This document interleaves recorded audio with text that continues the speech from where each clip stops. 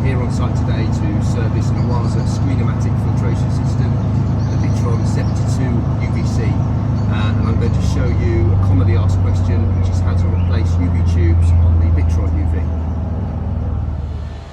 Now, if you can hear me over the noise of the tree work going on close by, for which I apologise, this is the filtration system.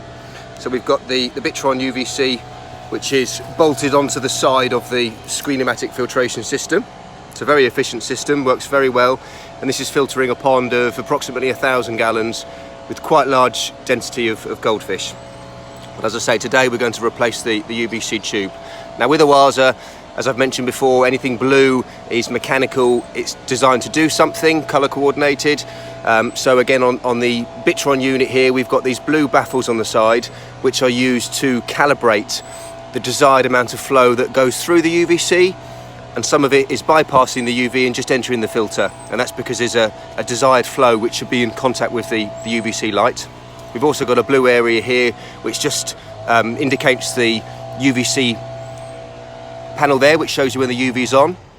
And we've also got a blue button here which you can press, and that's the quick release mechanism to access the UV tubes. So I'll just open this up and we'll access the UV inside. So having pressed the release mechanism and twisted into this position, I can now carefully pull out the UV and the quartz sleeve.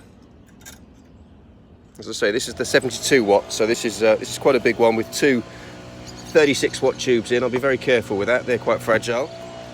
And then we've also got inside here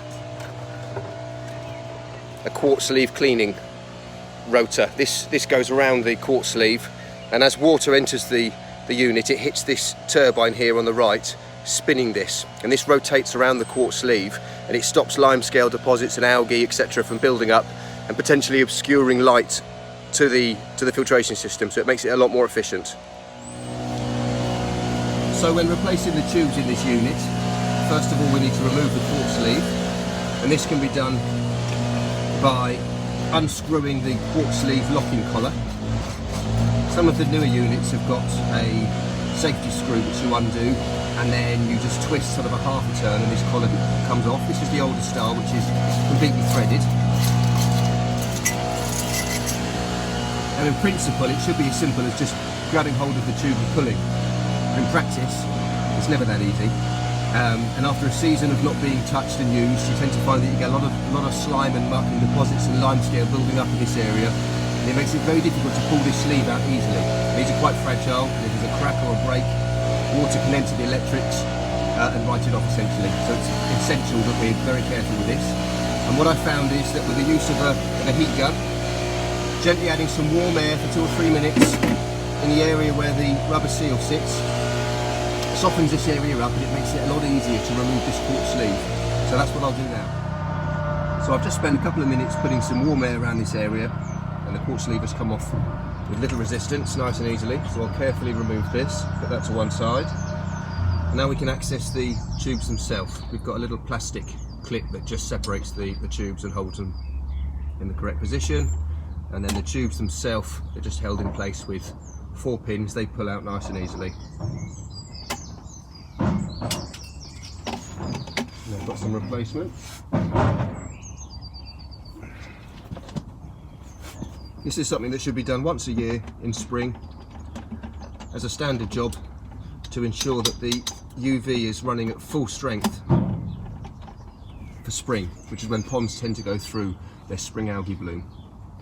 And you might find the tubes themselves continue to work for a few years, but the amount of UV that they emit after a season's use diminishes dramatically. So it's well worth thinking of this as a standard consumable job and just doing it once a year.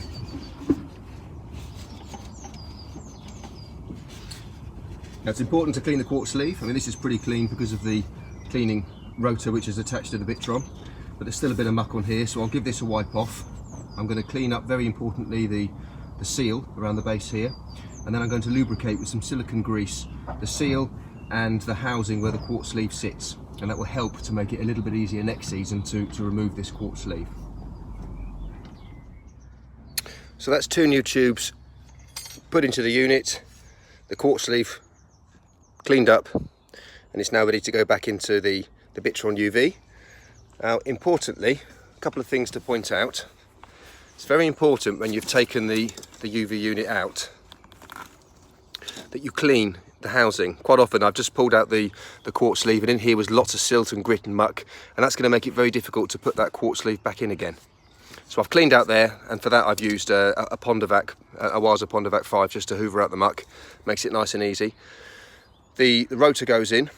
Now the turbine, the wider section, goes in first, and that's the first section. When the water enters the unit via the inlet hose there, it hits this turbine, which then rotates and cleans around the quartz sleeve. So that goes in first.